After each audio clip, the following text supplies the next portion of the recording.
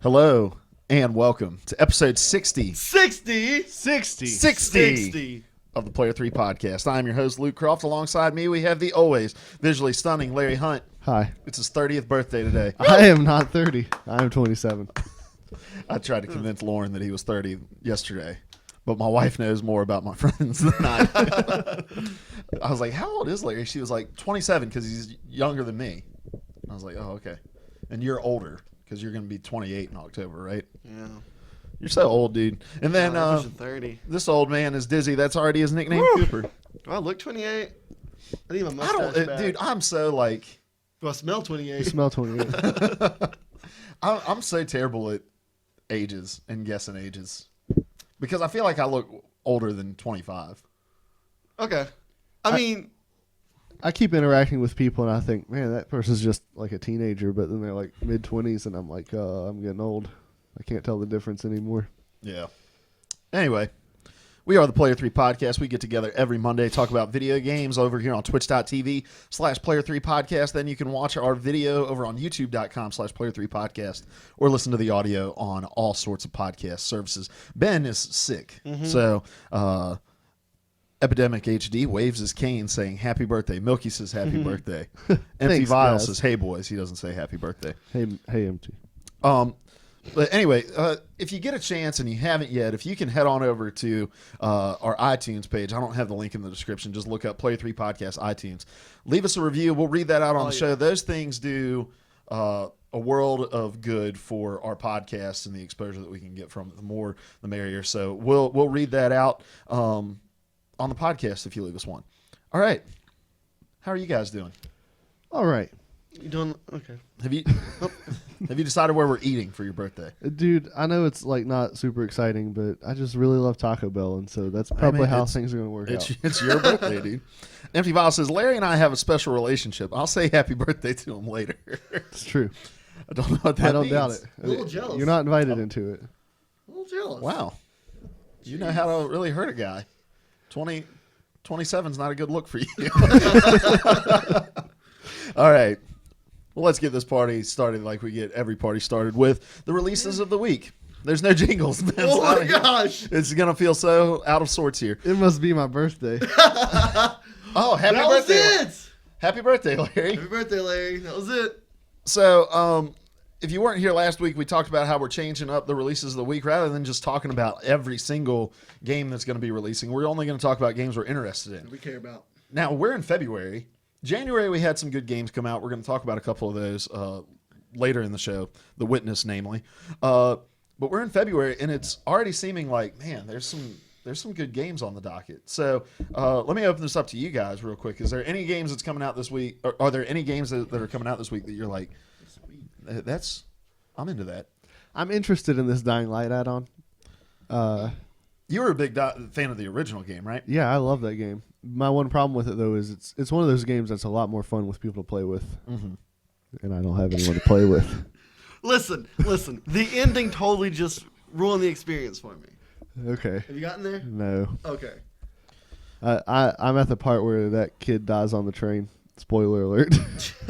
I mean, the game's been out for a while. It's you know been what I'm a talking year. about? You know what I'm talking about?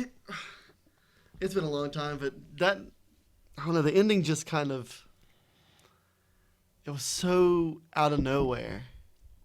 And that's as far as I can go for you. And doesn't it also cut you off from a significant portion of the map? Yes, it does. Absolutely. For no You reason. could no longer go to this part of the area.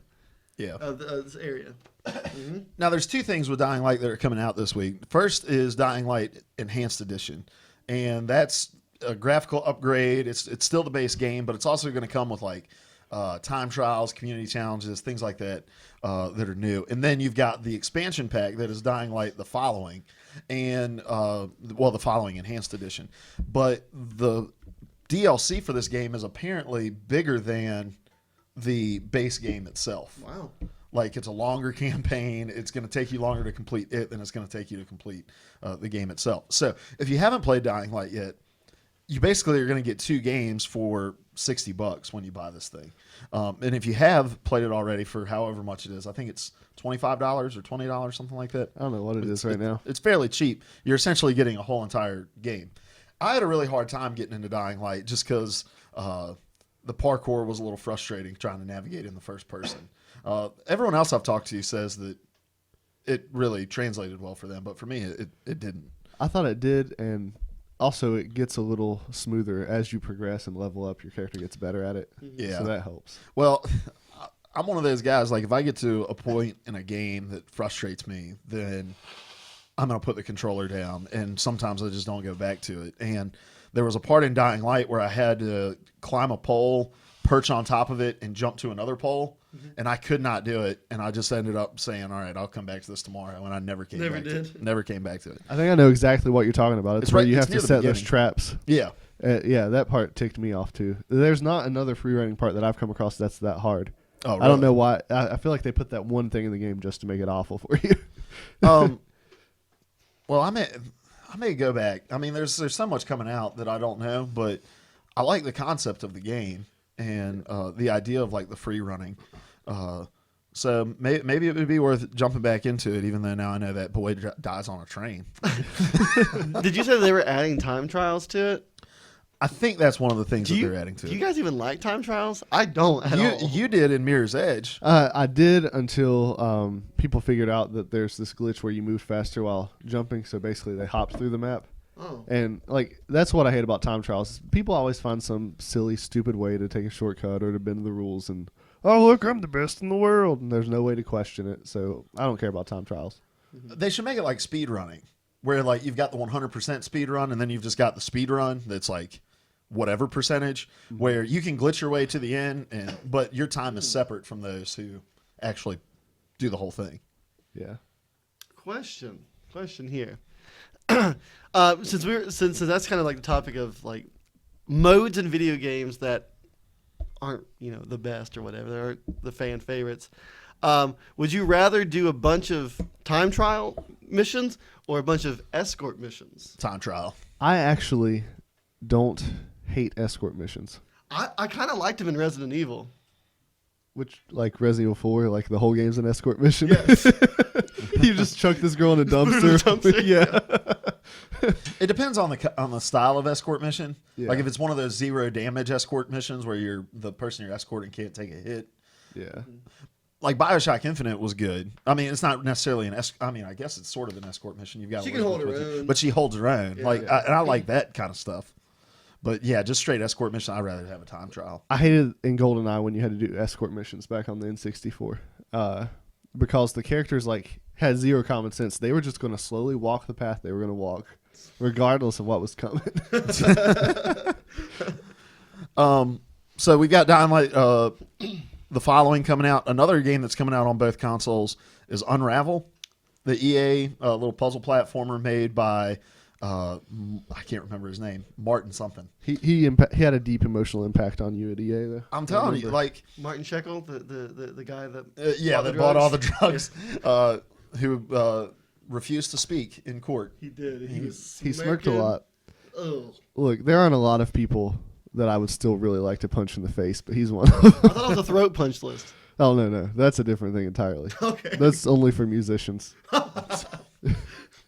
We'll talk about that later. I'm interested. But anyway, Unravel is the game that during EA, the creator of the game came out, and it was one of those like there was such humility and like a sense of pride and uncomfortableness, kind of like how I would feel if I got invited on to the EA stage, like a little humbled by it, a little uncomfortable by it, and just in the midst of all of these huge EA games being revealed, here's this little puzzle platformer where you play as a yarn doll trying to explore his way through the world. I've got a 10-hour early trial of it through EA Access that I really want to try out, but I'm excited about that game. And then the last game is something that I am absolutely jumping into tomorrow, and that's Firewatch from Campo Santo. It's their very first game, and this is only on PS4. But I'm hoping to stream some of it tomorrow while I play it. But essentially, you're this park ranger. He's got a lot of his own life issues going on, and it's your first day on the job in this new place, so you're kind of getting trained, but there's some weird stuff that starts going on, and you have this you're having communication with your supervisor, and the the communication in it, like it's just very witty banter, very natural banter. A lot of dialogue choices and stuff like that. I think it's actually being made by some people who have some experience in like Telltale dialogue trees, which on the one hand is exciting because Telltale does dialogue really well, but on the other hand, it's like Telltale kind of all comes to a head to where there's only really one way to play those games, and maybe someone different lives, but the story is all the same. And so I'm hoping out of Firewatch we can get a lot of different scenarios going based on the branching of the dialogue. But all the video of it, the art style is really cool, and the gameplay seems like, I mean, it's really just a walking simulator, not really combat oriented, but seems like a cool game. Have you guys seen any of it? Do you fight any Smokish the Bears? Yes. Smokishes. Smokish. What does that mean? It was on Good Mythical Morning. They can't say Smokey the Bear, Oh. so they say Smokishes. So what leads you to believe we can? Oh no! Anything else coming out this week? Not that I am interested in. All right. Well, those were your releases for this week. Happy birthday, Larry. Thank you. Oh man, it is cool though that like we're at a time in gaming where you can be excited about games in February. Very rare does that kind of stuff happen. Yeah. And then I mean, in March we're gonna have The Division. In April we're gonna have Uncharted 4 and Mirror's Edge. In May we've got Homefront, which apparently the beta stunk to. So some people in the chat were talking about, but a lot of games coming really early. Dark Souls 3. So no longer needing to wait till November for good games to come out. All right. Let's move on to the news. Podcast, guys. This is an excellent podcast. It's so professional and adult. Happy birthday, Larry. Happy birthday, Larry. Thank you. First item on the list. We'll start with a news story that Larry cares deeply about, I'm sure. All right. Titanfall 2. I do care deeply. Here we go. I'm in control of the computer as well this week, which was different, and I'm at this odd angle, so it may take a minute. All right, this is from Nicole Carpenter over on IGN. It says Titanfall sequel will have a single-player campaign, though it won't release until late this year or early next, said lead writer Jesse Stern. Stern told Forbes, Titanfall 2 will take place in a world both scientific and magical, but is still grounded, dirty, human, and real. Respawn Entertainment's development team began working on the sequel in 2014 after finishing Titanfall's downloadable content. All right, there's more to this story. Actually, let me keep reading. Quote, one of the shortcomings of the first game was we just did not have the mechanism to tell everyone, here's who you are, here's where you are, and who's around you. We knew all the answers, we just could not deliver it, end quote. Back in October, Titanfall sales passed 10 million, giving the studio flexibility in exploring the story it originally wanted to tell. Stern said Respawn is looking to, quote, deliver a vision of grand global colonial warfare and retell the story of the American Revolution and the American Civil War in space, end quote. That's part of the story. We'll get to the second part of the story here in a minute, but I want to talk about the single player campaign because I think we all agree that the game lacked in that regard. Like, I mean, obviously it didn't have one, but it also lost quite a bit for not having one. I don't think it's that they didn't. I don't think it would have been such a big deal if they hadn't tried to have that multiplayer story, because that was just done so poorly. You could not fight battles and focus on what guys were saying over the intercom and pick up what was happening with any kind of accuracy. I think if they just would have just not done a story at all, it would have been better. That being said, I'm interested in a single player campaign, but at the same time, I have no idea what that would look like for this game. I don't know how that would be done well or done in any kind of way that's fun to do. I think about like some free-to-play shooters that come out, like PlanetSide 2 is an example I think of, where it's really just a multiplayer element to it, and there's a story behind it, but the story is kind of given to you as you're trying to do things that you're far more focused on accomplishing, and you lose that. And even just the ability to add cutscenes that matter, which is something that the first Titanfall lacked. Like, you had no attachment to players or no attachment to either side of the story, and like just from exposure of playing it, I'm sure you could have dug and found the side that you were rooting for or whatever, but it doesn't even need to be a long thing. Just give a 5-6 hour campaign that you can play through, just to give us a backstory of what the world is going on. Like, how did the world get to this? Because that's something that it was more about, like, trying to gather resources and defend resources in the first game, but really no sense of why you were doing those things. So I'm looking forward to it. I think it's going to be good. Yeah. As far as attachment to characters goes, I always think back, like, one of the main characters sacrifices himself at the end of the game, and I didn't care. Nobody cared. They're like, who's that guy? He just blew up? Well, there you go. And the thing is, how many people that played Titanfall even realize that happened? Yeah. You know, because most of the time, because with multiplayer, you're mostly just worried about jumping into the fight and thinking, and you're changing your loadouts and you're doing all that sort of stuff. You're not really focusing on the story, and a campaign gives players that dedicated time to be able to step back and just watch a cutscene without having to worry about weapons and strategy and all that sort of stuff. I mean, think about like Call of Duty, and we talked about with Black Ops 3 releasing on the last gen consoles without the campaign, that you lose a lot within that, because even though it's maybe not be the main thing for the game, it does provide context to these arenas that you're fighting in and these sides that you're fighting for when you do play the multiplayer.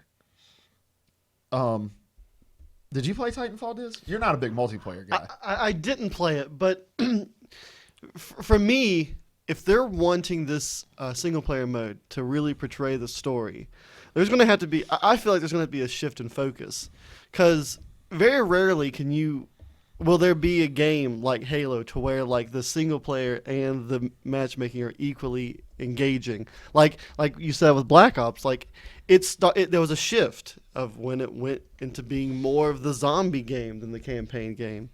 And since this is already starting out as this multiplayer, they're really going to have to do something big, do something really engaging to have people want to play it. Like, people really latched onto it because of the multiplayer aspect.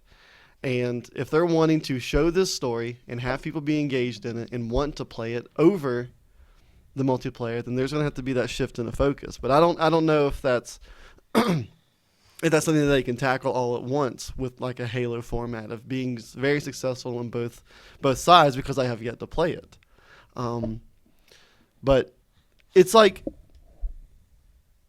I'm very intrigued with what they have to say, because how they described it, American Revolution in space.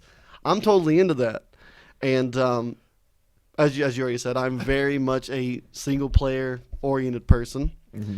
And I'm already pretty excited about it. Like, that's something that I will play. I will buy. I'll try to tackle the multiplayer. I'm trying to make that a big focus this year, is to get more into the multiplayers and be more ingrained in that. But I'm hoping that they don't have to cut down on the impact of the single player. I hope that they can knock it out of the park and have both a very successful single player and another successful multiplayer. So I'm being very hopeful about it. And the way you guys are talking right now is a testament to how terrible the storytelling was in the first game, because the American Revolution in space is the story of the first game, but nobody knows. Oh, wow. Yeah. The American Civil War part is interesting too, because they mentioned both of those. There is another part to the story though that may help on this regard. So let me switch this over. It says Stern also told Forbes Respawn is working in partnership with Lionsgate TV to develop a Titanfall spinoff TV series. The problem, Stern said, is its cost. Quote, "It would be very expensive. We are trying to find a way to tell a story in the worlds we want to be in and produce in the TV model," end quote. So yet another story element that they're trying to add. I think they wouldn't be focusing this much on it if it's not something they didn't hear every time they turned around about the game. Oh, yeah. I'm very caught off guard by this, because did they not say earlier that the reason why they couldn't portray a good story in the first one was because of lack of funds? Yeah. So now they're saying that they need to throw another huge chunk of money at the TV show. Would that leave less for there to be a good single-player campaign? Yeah, but what you got to remember is Titanfall was a new IP at the time, and with any new IP comes risk, even with as much hype as was behind it, because hype doesn't always lead to sell-through. And Go ahead. It was a new IP, and I would argue the first IP that mattered on the Xbox One. Yeah. I didn't I could have bought an Xbox earlier and didn't because there was nothing to play. And you could tell that there was you could tell that there was some financial struggle within it, or else they wouldn't have allowed Microsoft to back up a truck of money to their front doorstep and say, "Hey, release this only on our console." And so, selling 10 million units on a console that last week we already talked about has only sold 19 million units. I mean, that's over 50% attachment rate on this console. So money's not as much of an issue now. And I mean, this is just, let's say those 10 million copies were all sold at $60. You're talking about $600 million, right? Is that the right math? Let's see. If we divided the lottery money up among every American. But that's right? 600 million? They don't do Math. math at Bible college. Why are you asking us? We're just Either as way. ignorant as you are. Either way, the money isn't as much of an issue now. And I imagine if this game is coming, that was the other interesting thing, that saying that it may be coming at the end of this year, beginning of next. It'll be beginning of next at earliest. They're not going to release this alongside, whatever Call of Duty is going to be coming out, and whatever other big shooters are coming around. Especially with Call of Duty lifting so many elements from this game. They would be too similar. Yeah. And because they released in March, the first Titanfall released in March, and it did fine. Yeah. So, TV series, what would you guys want to see out of that? I don't know what to expect. I love mech stuff. Like Pacific Rim, I loved it. My favorite show growing up was Gundam Wing. Gosh, every Gundam show, I freaking love that stuff. So they wouldn't even have to do much to impress me if they got giant robots. That's why I was excited about this game. Remember, I was like, this is the closest thing to a good Gundam game I've ever seen. But I don't think they're gonna have the funds to do a good live action thing. I'm thinking it's gonna have to be some kind of animated deal. Yeah. And I don't know how excited I am for it. I can't think of another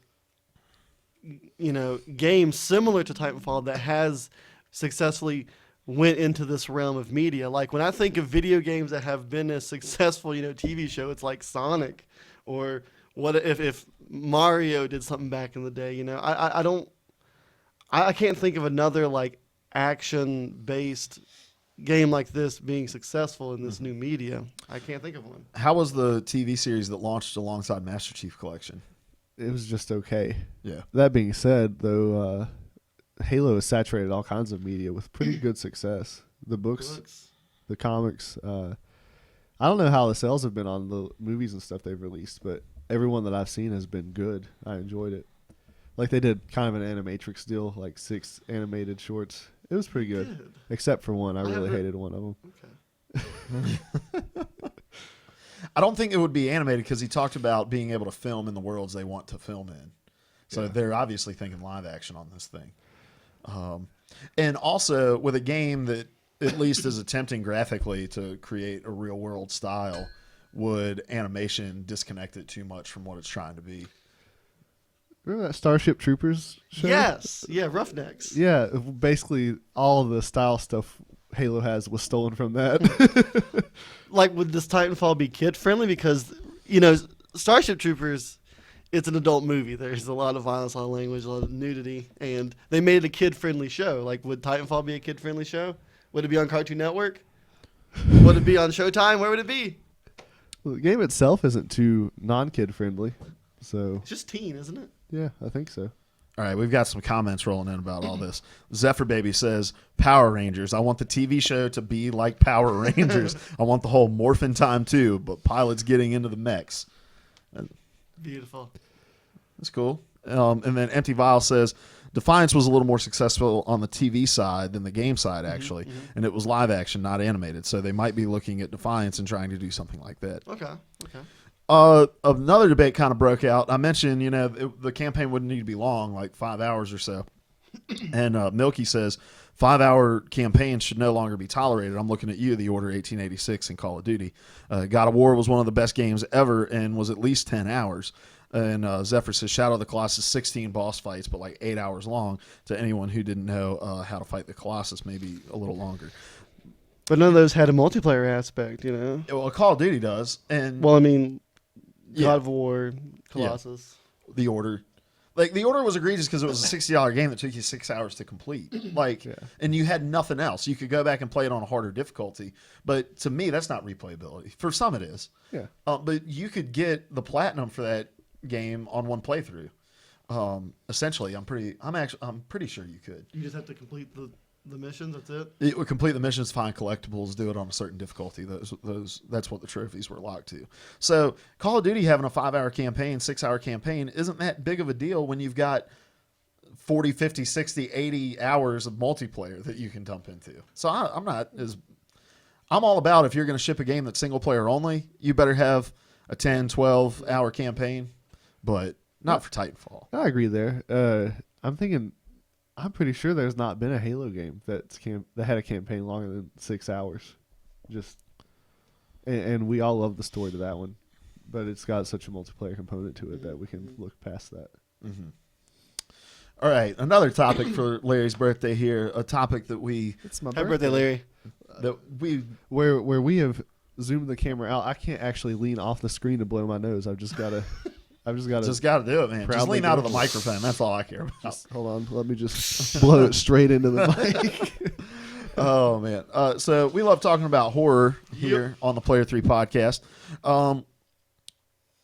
This is over on IGN from Chloe Rad. Chloe Rad? Is that Chloe or Chloe? Spell it. CHLOI? Whoa. I've never seen that before. Chloe. I would I like assume it's a Chloe. weird spelling of Chloe. Yeah, we're saying Chloe, though. From Chloe Rad. Chloe. It says, Visage is a hyper-real horror game in the style of PT. She writes, Visage is an upcoming horror game from Sad Square Studio, influenced by the hyper-real visuals and environmental storytelling explored in beloved horror demo PT, but extended into a longer experience. Its creators plan to launch on PC with VR compatibility in January 2017, with PS4 and Xbox One to follow if Sad Square meets its funding goals. And then they've got 12 minutes of gameplay here. Visage isn't just inspired by PT. It began as a recreation of the Silent Hills Demons iconic home in Unreal Engine 4. When Konami canceled Silent Hills and removed the playable teaser from the PlayStation Store, Visage level designer Jonathan Vierius decided to turn the prototype into a game of its own. Quote, Visage is going to feel a lot more like an adventure / play a movie game rather than an action horror game with jump scares all around. So you guys got a chance to hopefully watch at least a little bit of the gameplay footage from this game. First of all, your thoughts just on the project. I'm so torn, man. I'm so torn because here's the thing. Everyone got so hype about PT that we're seeing all these different games mock that style. I like that, but I don't at the same time because we're missing the point. Yes, we're getting a lot of games that are similar to the trailer, to the playable teaser, but we are missing so much of the gameplay mechanics, the storyline, from what Silent Hills was supposed to be. Like we are still missing that entire game, and that's what my focus was on. It's cool to have this game like the trailer, but it has set an atmosphere, it has set questions, it has set a storyline that we will never know, because all we have is the trailer. I think it's cool that they're making this trailer live on, but I'm sad because we won't see Silent Hills and won't get the full effect. So I like it and I hate it at the same time. Yeah, it really is a bit left to center. Like, in terms of PT was a precursor to something much greater. And it was a proof of concept and a hype machine for something that was coming down the line. And the project wasn't meant to stop there. And these projects like Visage, like Allison Road, are coming across as if this was what was meant. And it wasn't. Which, honestly, and I said this when the Silent Hill footage started coming out, I think it was Paris Games Week and then GDC that we saw some of Silent Hills play. I can't remember, but that I liked the PT style more than I liked what the Silent Hills project was looking like it was going to end up being. But you're right. It totally misses the point. And it also misses the point because part of what made PT so encapsulating was its mystery.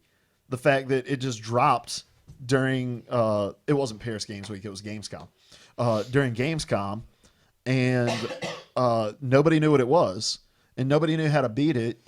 And to this day, a lot of people still think that ending is pretty random of how it triggers. And without that veil of mystery over top of it, you're never going to be able to capture the essence of what PT was. I'm just excited. So our puppy died, and Dad went out and bought us a new one, and you guys are like, it's not our old dog. And I'm like, yeah, we have a dog again. I'm good. But I think it's less about that. It's more like your dog dies, and your dad tries to quietly bury the dog, and then bring you a dog that looks really similar to it. Like when you have a goldfish, and the goldfish dies, your parents just goes and buys you another one, and then you all of a sudden figure out, oh wait, this isn't my old one. Like, it's not that we can't be excited about the project as it stands, but I feel like we hear about something like this every few months. Like, here's something that is PT inspired, and but PT represented something bigger than just PT. I will agree that the hype for these things is very saturated right now with nothing to show for it yet. So, and it's kind of a testament to how great that thing was that so many people can ride off the coattails of what they did. And it does make it even harder to be like, man, how great was the final product going to be? Exactly. It's like you have this nice story, and PT was the first chapter, and then they ripped all the other chapters out, and people just keep recreating the first chapter over and over again. I just miss it. I just wanted to see what the whole effect was. So, like I said earlier, I think it's cool that they're continuing it, but I'm missing the actual project. Yeah.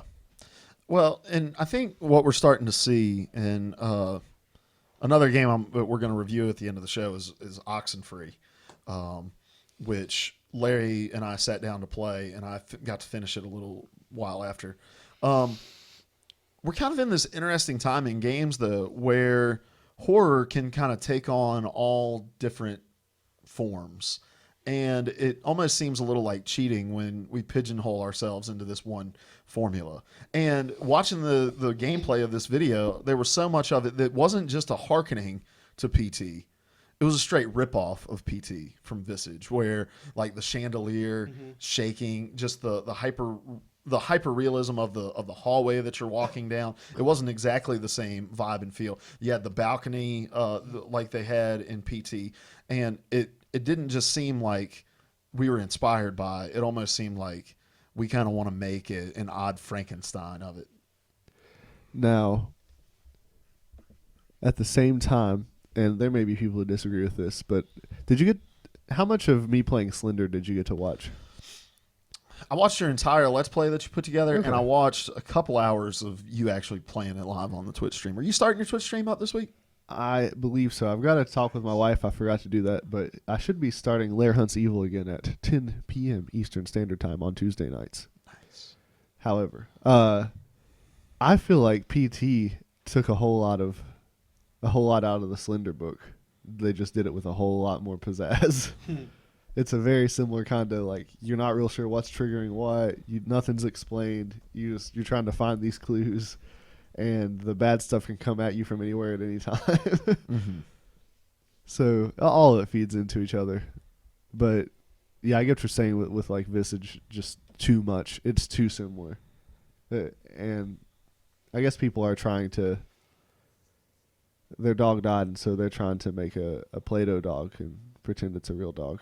Or just to dig up Right. the old dog and just keep trying to shock it. They're taking it to a taxidermist, and they're those weirdos. You know, this was the family pet. He's on my table now. Yeah.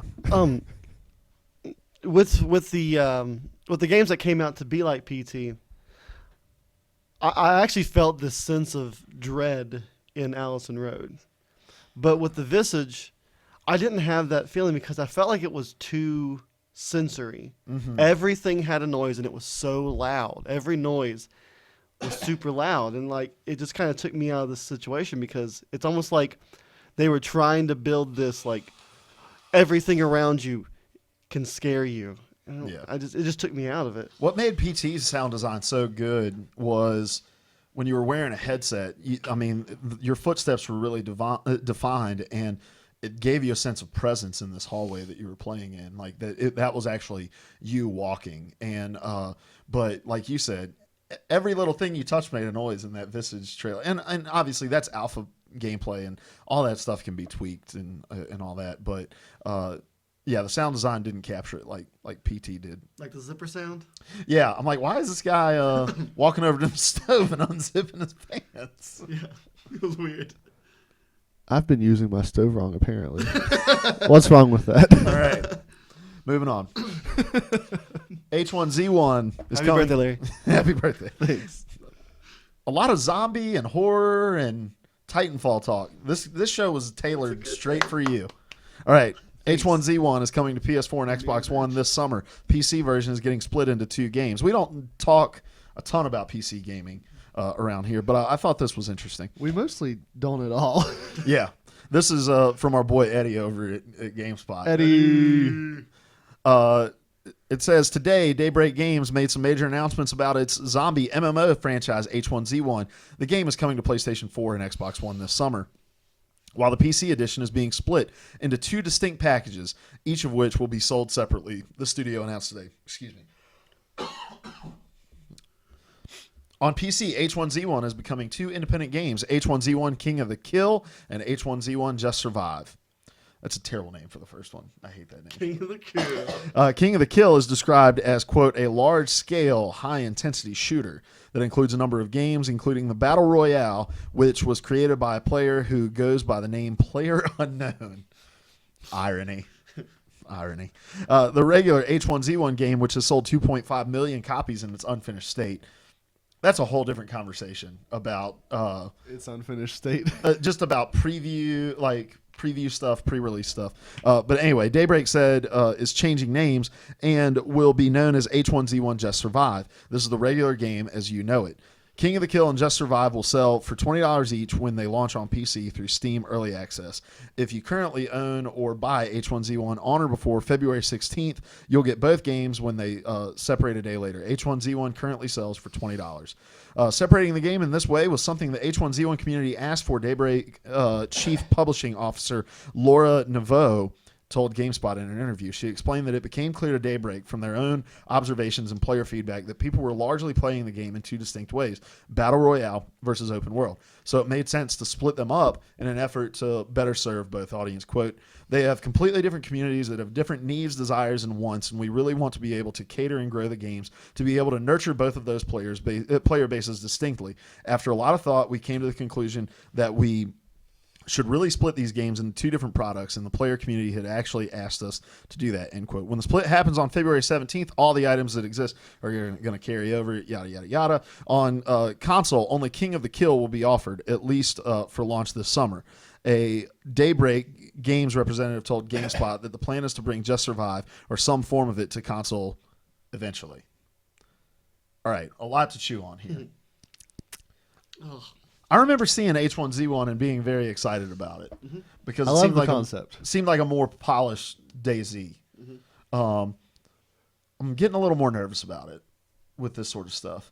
Where, if I'm reading this correctly, and correct me if I'm wrong, so you have Just Survive, which is the way that the game has been shown and has intended to be released. Then you have King of the Kill.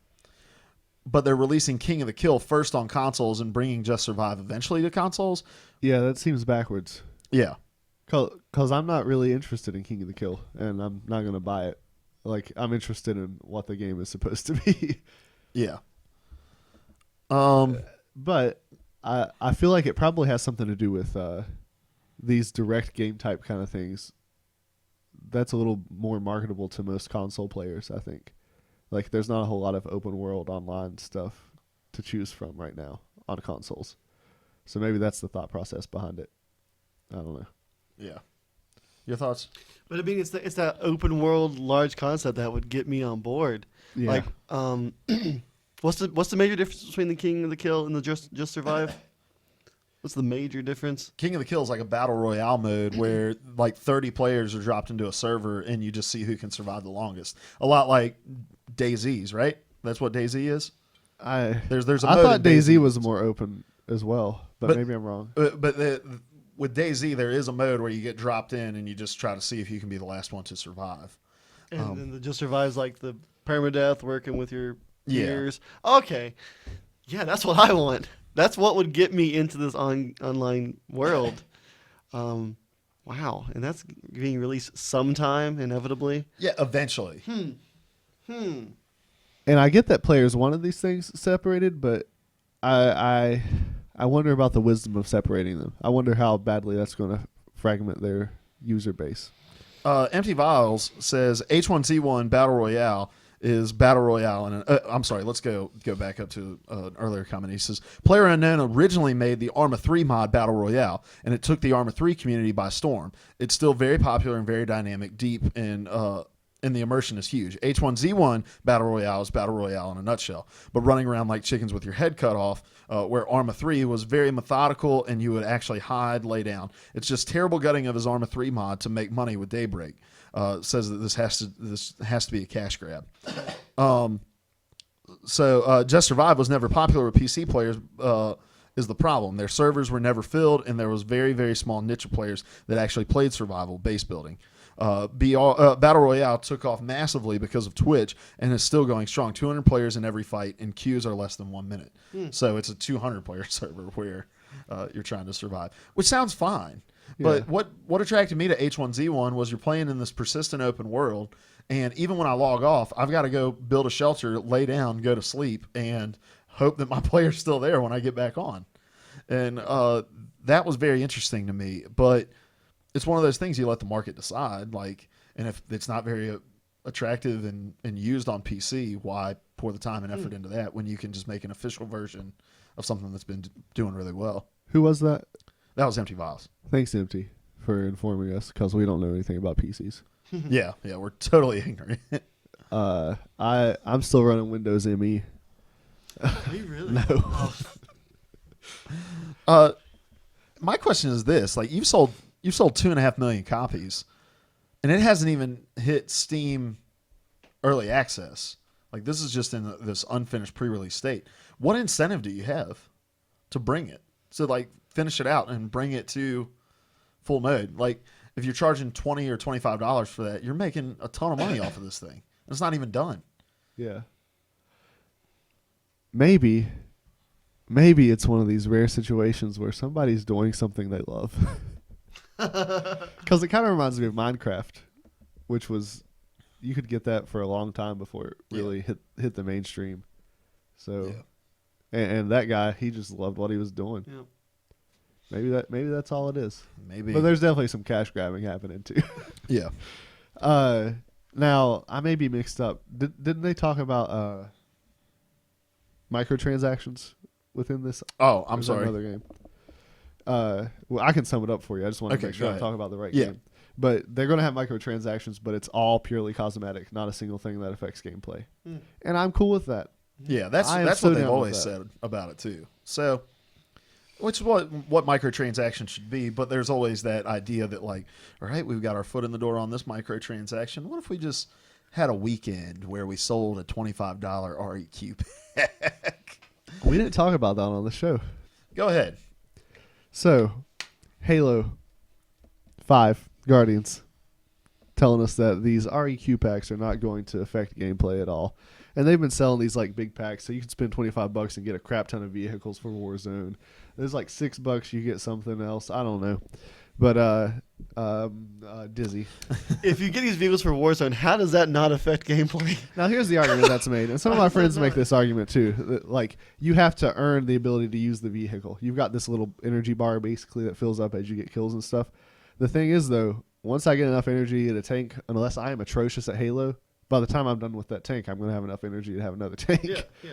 So it's going to affect gameplay. It's going to. And they have turned it into pay to win, whether they want to admit it or not.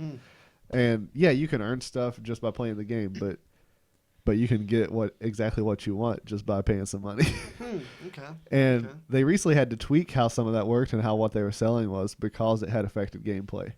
And I retweeted it and quoted it just to point out, oh, so here we're going to admit that this does affect gameplay. We're just trying to control how much it affects it.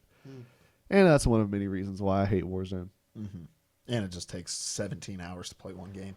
It takes forever. We only play Warzone when one of us gets banned. Yeah, when we get banned from arena.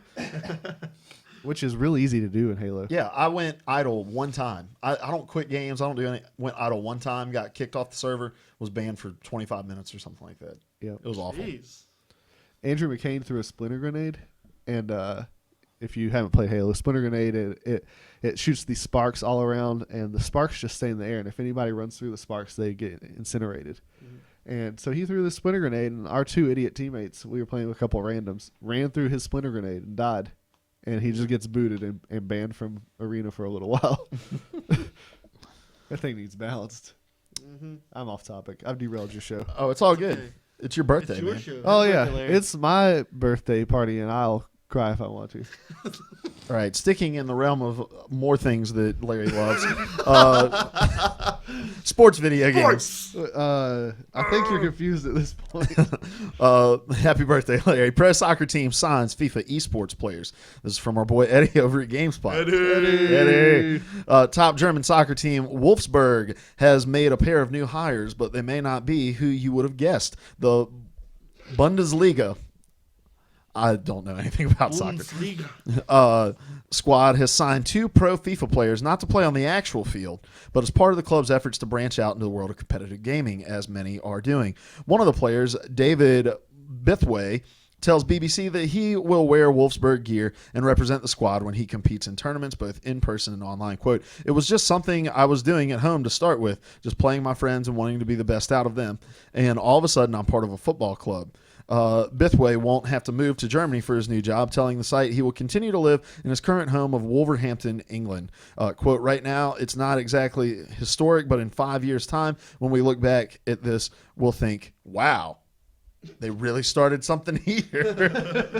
Less than a year, I hope, before the first Premier League team does this as well. The BBC report doesn't mention who Wolfsburg's other gaming hire was. It's also not immediately clear if Bithway and Wolfsburg's actual players will ever sit down to talk to talk strategy. Wolfsburg, founded 70 years ago, won the Bundesliga title, blah, blah, blah. All right. How dumb is this? It's so weird. I don't understand what the football club gains from this. Just Exposure? I mean, is this kid basically a billboard? I guess Yeah. is he only allowed to play with this team? because that would FIFA? really limit him in his FIFA capabilities. And how much does this suck if in 5 years this team really sucks and you still have to play with them on Yes, FIFA you better. and you just get destroyed all the time? The deal doesn't make sense. I think it's overall just kind of a really weird idea because we are seeing this surge of competitive gaming being on ESPN now. Well, what's up? Empty Miles said, "I'm really good at Halo 5. They should hire me into the U.S. military for strategy." Right? Right, guys? All right, now I need this Marine battalion to use their thruster packs. That doesn't exist.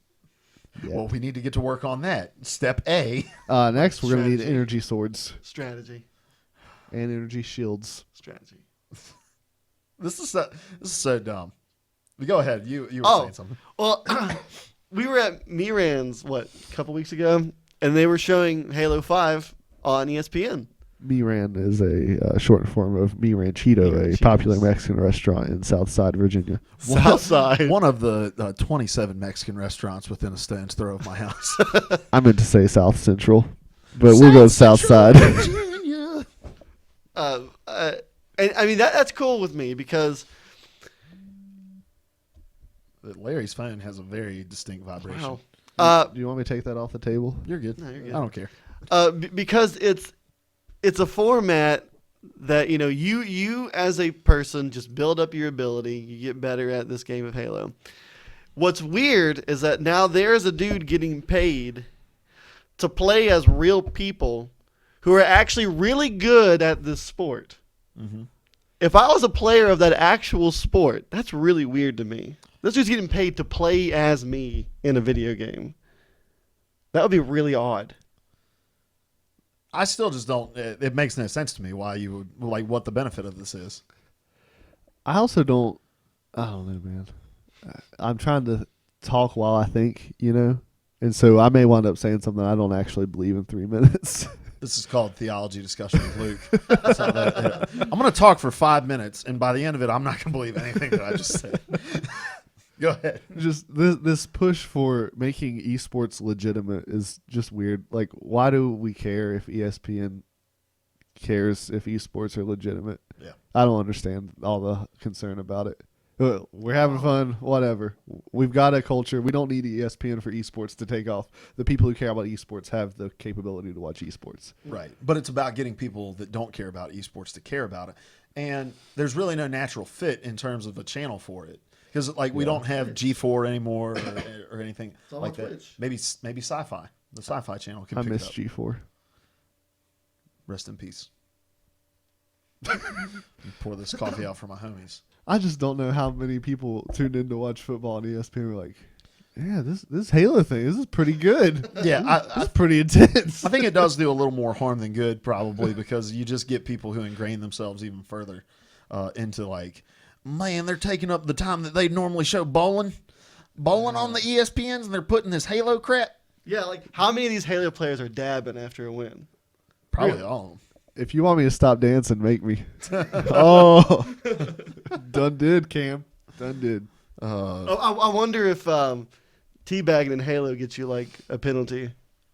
Get you a yellow card? There's just a ref in the room. He just Here I go. and you sang a different song than you usually sing. There's only 4 yellow card songs. That one, the one that's there's a place off Ocean Avenue, then the one that's if I could find it, and then the other one that's I remember the look in your eyes. Right. The four best songs by Yellow Card.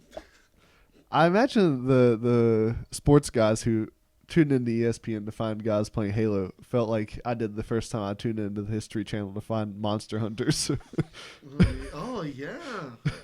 Or Ancient Astronauts. Ancient aliens, yeah. Ancient Astronauts. I'm not even making that up. Is that an? Oh, I thought you. That's were, where the aliens guy comes from. I thought that was called Ancient Aliens.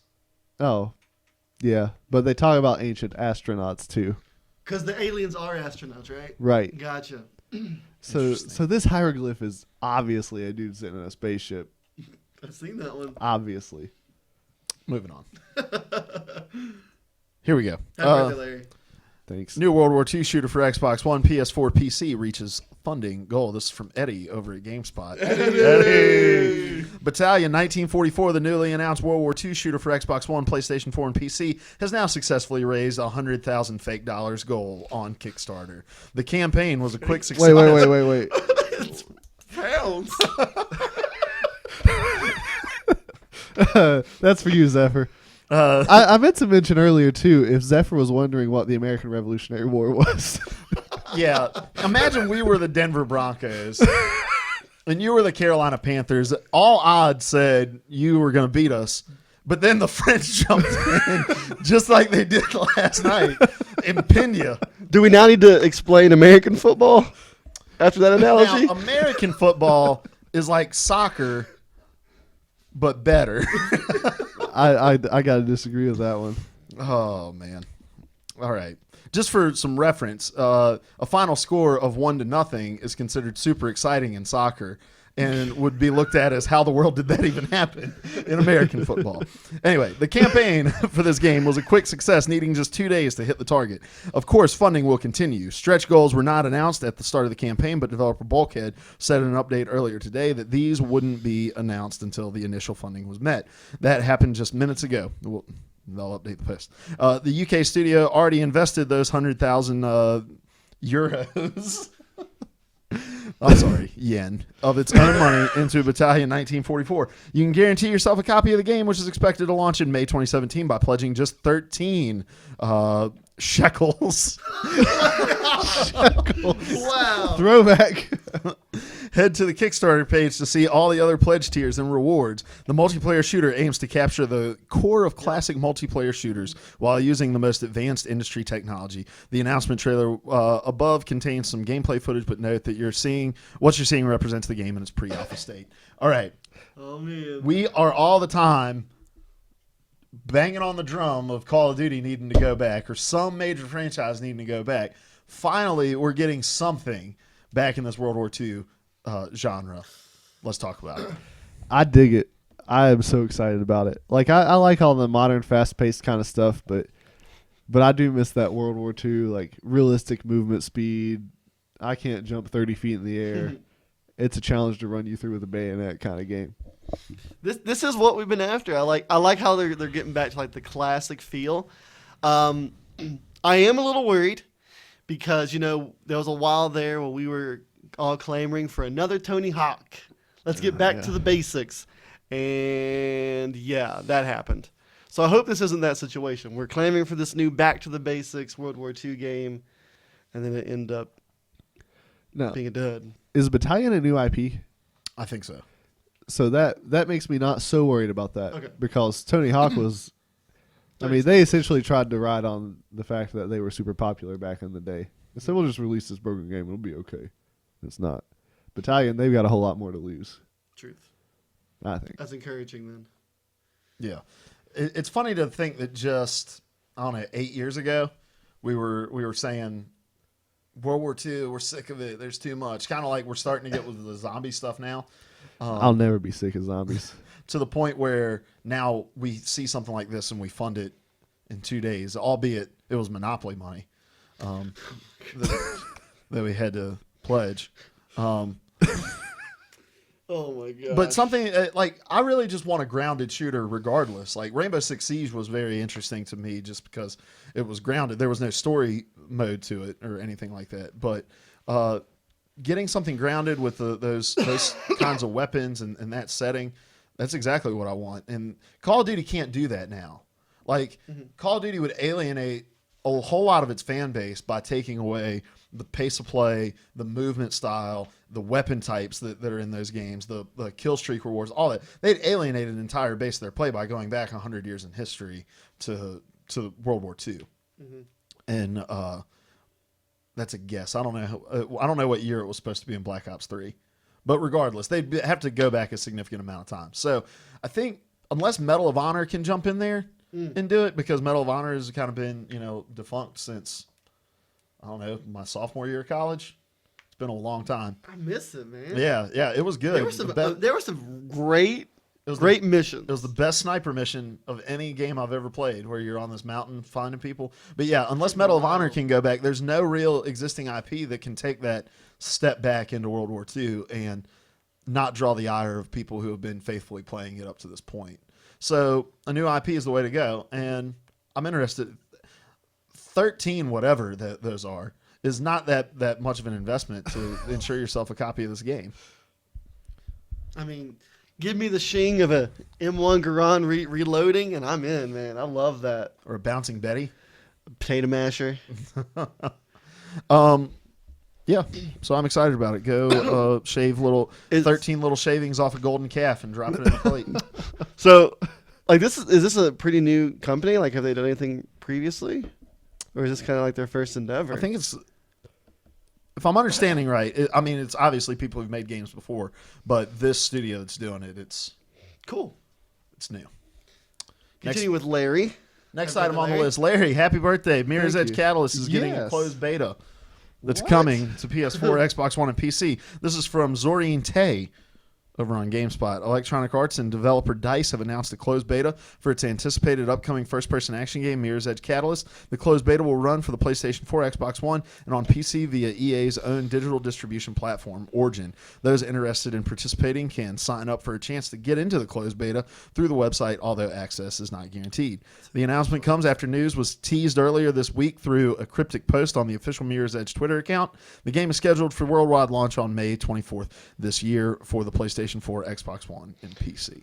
Can I open with a question? Yes, you may. I will allow it. All right. Well, the beginning of it is a statement. With the way that my brain works, it tells me that the term closed beta is something that is very sought after. It's like for an elite game that people are clamoring to play, right? Does that make sense? I don't think necessarily. I think it's more about limiting your audience size for your own purposes rather than just making the people feel special. Okay, because when I read you have to sign up for your chance, it's not guaranteed, it's like, that's very exclusive. And is this the kind of a title that warrants this exclusivity? Yeah, I see what you're saying. Okay. There's a lot of hype behind it, but Okay. but Luke and I have talked about this before. I don't know if we've talked about it on the show, but we feel like the hype over Mirror's Edge is not.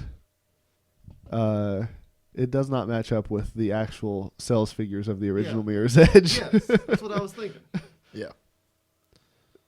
And just the beta in general, we've talked about this too. We talked about it the day the news came out. It's a weird thing because it's going to be close to launch. It's not something that they're going to be making a whole lot of changes to the game over. The time frame feels like what we'd expect for these closed betas that are actually server stress tests, but this game doesn't really have any servers to stress test, I don't think. Mm-hmm. I don't know. I don't understand this news.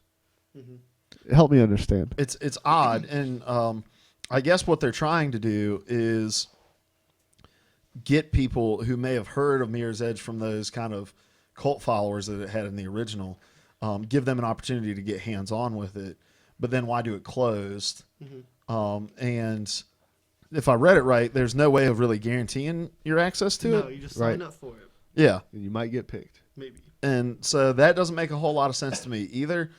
On Xbox One, you're going to get X amount of hours on early access to play it through the EA access program. It doesn't make a whole lot of sense to me, and I still feel like the people that are going to actively pursue signing up on a website to do this are people who are already excited for the game. You're not giving people an opportunity to get excited about it. And I think they're about to fall into that trap of just being a niche success, being a cult success. A demo would have made a whole lot more sense, just a public demo. Because, like I told you, when the first game came out, there was a demo available on Xbox Live, and it was still available after the game actually released. And so I played that demo, and then got straight in my car, drove to GameStop, and bought Mirror's Edge. Wow. I loved that game. This is just another thing on a long, troubling list of things that have me worried about this game. They put out another trailer. It was another trailer that has a whole lot to do with the story. The story looks interesting, but we've still not seen a whole lot of gameplay, I don't feel like. Like, you've gotten bits and pieces of combat and stuff, and everything says rendered in game engine, but that's not the same thing as showing me what this game actually looks like to play. Mm-hmm. We haven't really seen any of that. Yeah. And this week was the first real news about this game in months. Yeah, other than the delay. Yeah, and I want this game to be awesome because the first game was awesome. Yeah. But the closer we get, the more worried I am about it. Right. And I'm hoping I get to be in this closed beta to see what I think about it. But if I don't get into the closed beta, I'm probably not going to pick this game up at launch.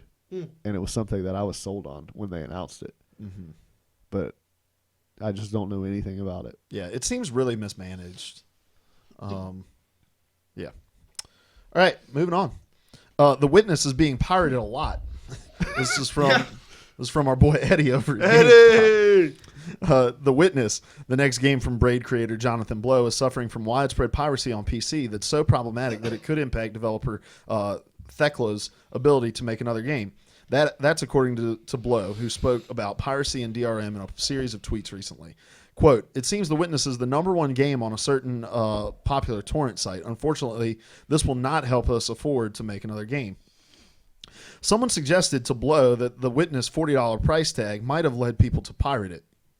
However, Blow said Braid, which cost $15 at launch, was pirated just as heavily. Excuse me. Another person said if Blow had released a demo for The Witness, piracy levels might have been lower. Blow didn't agree. False, Blow said. Braid had a demo, was still pirated like crazy. It is unclear what form of DRM The Witness is using, if any at all, but it's not de novo. That protection system is used in games like Rise of the Tomb Raider and Just Cause 3, and it can make it into Blow's next game. Quote, that might happen on the next game. I don't know. I don't like DRM because I think people should have the freedom to own things. The upside of people pirating the game is that the game will reach more people, Blow said, though there are, of course, downsides as well. So, this is not anything new. Ever since there were Ships to sail on the ocean. People People been pirating want- things. That's right. You know, whether it's music, movies, whatever. We had a guy at school who pirated so many movies that he got contacted by one of the, I think it was Sony's movie studios to delete all the stuff off of his computer. So pirating is nothing new. What did you guys think as you were reading this story? I'm not surprised by it. Am I to understand though that this game is experiencing way more piracy than the average game, or is it just being hurt more because it's not got it doesn't have as many resources as some of these other companies? I just don't think it's talked about often by publishers, but I also think this is like Jonathan Blow kind of took a stand of, we want you to be able to own these things, and it's not licensed to you. You actually own it, but there's really no way of avoiding the pirating if we don't license the game out to people. Is there a consensus that $40 is a bloated price tag for this game? It is not. Okay. No. Everybody has this misconception that just because it's released on a digital storefront, it has to be $20 or lower. There's 100 hours of gameplay in this game. So $40, like, that's on you. Like if you think you're not getting enough value for it, then don't download the game. Like, you don't need to play it at all. It's a 100-hour game, and you're spending $60 on games that are far shorter than this game. So no, $40 is definitely not a bloated price tag for it. So this is just people being jerks. That's Yeah. all. Being cheap, and I get it. I'm poor. I don't buy a lot of games, but if you actually care about something somebody made, you'll support them in it. Mm-hmm. That's a tough one, because if we are moving into this digital era where games are becoming more digital, where more games are becoming digital, what is protecting these games? Like who's stopping someone from making the Napster of video games? This DRM stuff that's attached Mm-hmm. to the files of it, where it has to be licensed to your gamer tag Mm-hmm. in order to play it, or your Steam account or whatever, so that when you go to open a torrented version of it, it can't authenticate itself because there's no license attached to it. And that brings up a whole debate on ownership, and we've had that debate before, and so there's no real reason to hash it out again. But we're in that kind of Wild West age of the digital stuff where we've got to figure this out. How can we give ownership to people while also licensing this so that it's not hurting games? Empty Vial says, I think I'll probably always agree with people who say if they were pirating the game, they weren't going to buy it anyway. The fact that people are pirating is probably making it more popular than it would normally be. That's my opinion, and I'll stick by that for tons of games. I don't agree. Like, if a game is good enough and people don't think it's worth buying, if it's good enough, they may become convinced that it's worth buying. And I hear people try to blow the smoke that, well, if you pirate a game and you like it, a lot of times people will go out and pay for it. I'm like, when did you ever do that using Napster or LimeWire or whatever downloading service you use, where you're like, man, I really love this song that I already own and can burn to CDs and put on my MP3 players and all this. I'm going to go pay for it now. It doesn't happen. I mean, I did a few. Like, once I developed a conscience and deleted my downloaded music. I did that too. Okay. I've went back and purchased all the music I once downloaded illegally because I don't care if they're not going to buy it to begin with. It's not right. We wouldn't do that with any other thing. You can't walk into an art gallery and say, man, I really like that painting, and just take it off the wall and feel good about it. You know, like theft is wrong, regardless of how you want to spin it. And the fact that I legitimately spent $40 on something and I'm enjoying it makes me even more mad that there are people who didn't pay a dime for it. but I can also go online and find a picture of that painting and print it off. Right, but it's not the same thing. Whereas the game is the same thing. The game is the exact same thing. One of the most creative ways I've ever seen this problem dealt with. What was the game where you played as a game developer producing a game?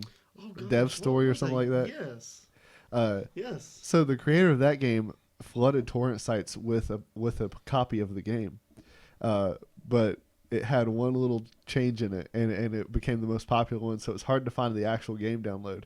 But once you got real far into the game, your company started losing a bunch of money because people were pirating your game. to teach them a lesson about Yeah. piracy. Oh, It was wow. brilliant. Yeah. Let me throw some moral gray area at you. How do you feel about pirating things that you literally cannot obtain anymore? So like old books, the author's dead, he's not getting any more money anyway, and you can't find it anywhere to actually purchase. Or That's fine because or it's some collector is selling it for an extravagant price. I mean, I do that with YouTube. Like, if I find a live version of a song that you can't get anywhere else, I mean, yeah. it's a live version. Yeah, I do that too. And plus, like with your example about books, at some point, literature becomes public domain and can be, Yeah. printed off or used for free. Now, if a collector's selling it for some outrageous amount, you're paying for the antiquity of it at that point. You're not paying Yeah. for the content of it. So I don't think it really lines up in terms of comparison there.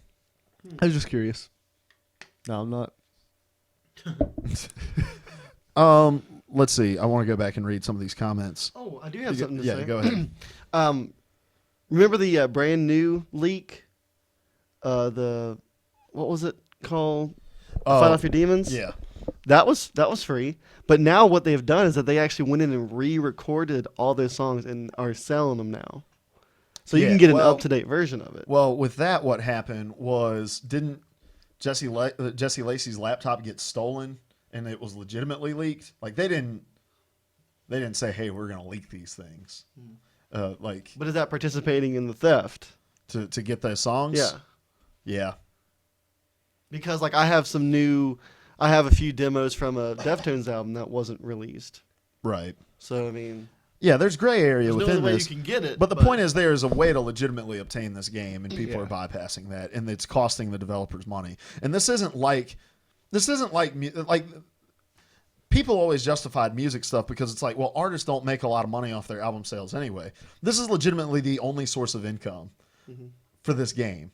No one's going out and buying the Witness merchandise or going to the Witness concerts. They're making their money off people buying this game, and if you're not willing to pay the money up front, you shouldn't be able to experience it. Yeah. So, all right, moving on. That's all the news that we have. Good. Happy birthday, Larry. Thanks. birthday. We're moving on to our reviews. Have a couple here. The Witness. It's a good segue because I've been playing The Witness. And I was a little nervous going in because I'd heard a lot of people talking about it, and it had been getting 10s and 9s and 9.5s from all these different review sites, and I'm like, I'm gonna go in with all these expectations, and it's gonna fail miserably for me. Now your copy was paid for. No, I pirated. No, it was paid for. So The Witness is on the one hand, it's kind of a walking simulator. Like you're dropped onto this island, really no backstory that's given to you, really no story at all unless you're willing to dig for it. And so I won't talk too much about the story elements because I've uncovered some of it, but it's all about the exploration of it. But you're exploring this island, and you're solving a series of these two-dimensional puzzles that are on panels, and they're mazes that have different rules set to them. And as you play the game, you learn more about what these rules are. So, for instance, in the very early stages of it, in the maze, there are squares that are either black or white, and you've got to draw your line separating the black and the white squares from one another. Just simple rules like that, but they begin to compound as you go through the game. And as you undo these puzzles, it'll unlock other puzzles and open up like electric circuits that will open more puzzles and will open gates. But the thing that's so cool about The Witness is it's about 600 puzzles in this giant island, and you are free to go wherever you want on the island from the very beginning. So you can go to areas and try to play puzzles only to get halfway through and realize, I don't know the rules to finish out this puzzle. You can back out, go to a different place on the island, learn more rules, come back whenever you get a chance to learn. Go ahead. I like mechanics like that. They're pretty rare, but where you're not limited by a rock in your path or some silly thing just to keep you from getting to things you can advance through, but you can actually go and try to take on challenges that you can't complete yet. Yeah. Yeah, and so it's all about exploration. It's all about trial and error. But in the same regard, there's no reward for guessing and guessing correctly. And I got stuck at a part, and I just got frustrated. And I'm like, I'm just going to keep drawing lines until it unlocks. And it unlocked. Got to another part of that puzzle where I was having to implement the rules that I learned with that one, but I hadn't learned anything because I just guessed. And so the witness comes in assuming that you are an intelligent individual. So if you are not, either pirate the game or don't buy it. No, it has this assumption that you are an intelligent person and you can take contextual clues and learn as you go. So there's no tutorial, there's no HUD, there's nothing of the sorts. It's all just jump in, try these puzzles until you teach yourself the rules and can do even harder puzzles. And it's cool because some of the puzzles are affected by the environment. So I did a certain puzzle where there was no maze-like element. It was just a bunch of squares you could freely navigate. But behind it, because they're on these panels that are kind of clear, behind it there's these trees that are in the ocean, and you've got to outline the trees, and that's the only way to unlock the next puzzle. So it uses the world really creatively. It's also a lot like old school games where in order to solve something, you have to pull out a pen and paper and actually write something down or draw something and put it all together. So there's one where you do these four puzzles that are physical puzzles where you walk on these panels. And then you get to another one that you can solve just off of the rules that you know, or you can make it easier by going and drawing those 4 boards together and combining your solutions to them, and then just drawing that on the final puzzle for it. So if you like, it's one of those games that like, and they said this on Beyond, and I totally agree. A lot of games that get 10 out of 10s, anybody can try and it'll have some sort of element that will hold them. This is not one of those games. If you don't like puzzles, you're not going to like this game. If you get easily frustrated by it, you're not going to enjoy it. But there's something called the Tetris effect where people play Tetris so long when they close their eyes, they just see Tetris. The Witness gives you that. Saturday night I played while I was watching the Republican debate and ended up trying to go to bed around 11:30, and I was stuck on 3 puzzles. And as I was laying in bed for an hour and a half, I just kept imagining those puzzles and trying to solve them. And it really gives you that Tetris effect, and it's just wonderful. It's refreshing to see a game that trusts you to be able to do it, especially after playing The Division all weekend, where it's like everything is highlighted. There's a waypoint to everything. There are find the key. Find the key that is clearly highlighted for you. There's a column of light shooting up out of this key. So I've really enjoyed it. Let's see. Empty Vial says, I was watching 2 to 3 top streamers playing this game. One, it looked boring as all get out. I couldn't stand watching it. All 3 of them were asking the chat for answers and just doing whatever the chat told them. It's not a stream kind of game. You have to play it. It's a game that engages you mentally. And if you aren't the one physically with the controller, and like I can't imagine my wife sitting there playing this game and me trying to direct her to what to do. You have to play it, and it looks boring, but it's not. But if you don't like walking simulators and you don't like puzzles, you're not going to like this game, and that's just the short of it. So anyway, that's the first game. Review in a word: intelligent. It's just a very intelligent game. It requires you to be intelligent and trusts that you are intelligent, and that's something I really greatly appreciated. Next game, Larry and I will be able to talk about because Larry sat and watched me play it. Oxenfree from Night School Studio. Sounds like hide and seek. It's interesting. It's a very interesting game. You want to kind of give them a rundown? Since I've talked a lot. So the game opens, you're on this boat on your way out to an island, and the first thing that I noticed about this game was graphically it's a real low kind of thing. It's just very pixel side scroller kind of stuff, very retro style. But the voice acting in the game is excellent. Yeah. The conversations flow really naturally, and you make choices within the conversations, and the choices aren't clunky at all. And if you answer before the other person's done talking, you interrupt, and sometimes they make a comment about it, and sometimes they just I am impressed with how naturally this conversation's flowed. Yeah. It was good. But you're going to this island. There's like this school tradition every year. The juniors, I think, or the seniors. I think it's juniors. Yeah. They get together on this old, mostly abandoned island that used to have a military base and basically get drunk and have a party. And, the setup to every horror thing. And Or Battle Royale. And there's weird stuff that's been happening, like rumors you could stand in the edge of this cave and catch these weird radio frequencies that shouldn't be transmitting. And long story short, you wind up doing that and you unleash something. And I didn't get to find out what that something was, but And I won't ruin what the something is, but things go kind of crazy. Yeah.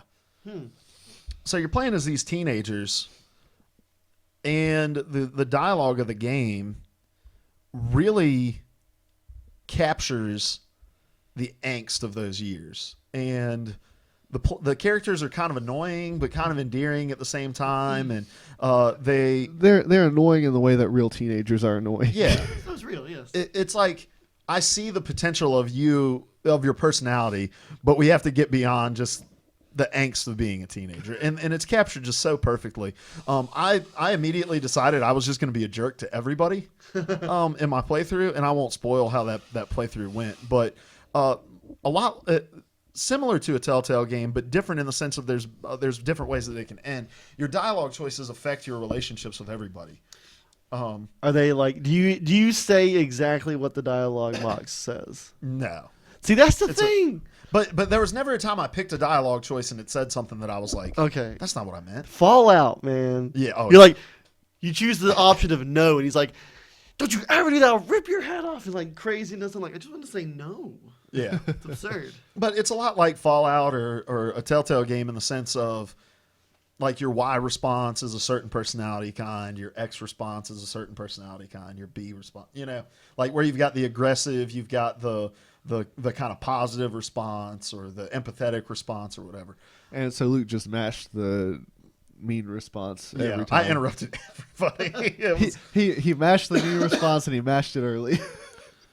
But it does horror so well. It's more of a play on 80s style horror than anything. Very the soundtrack of it is very electronic. The use of the radio waves, the use of Morse code in the soundtrack is very interesting. There's hidden Morse code throughout it. Cool. It kind of sets the mood.